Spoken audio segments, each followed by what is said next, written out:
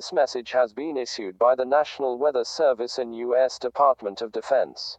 At 9:15 p.m. CST, 5 unknown extraterrestrial flying objects were detected by the National Weather Service over Oklahoma City, 6 over Dallas-Fort Worth, 4 over Los Angeles, 4 over Jacksonville, 3 over New York City, 3 over Santa Fe, 4 over Nashville, 1 over Cheyenne, 2 over Philadelphia, and 2 over Topeka.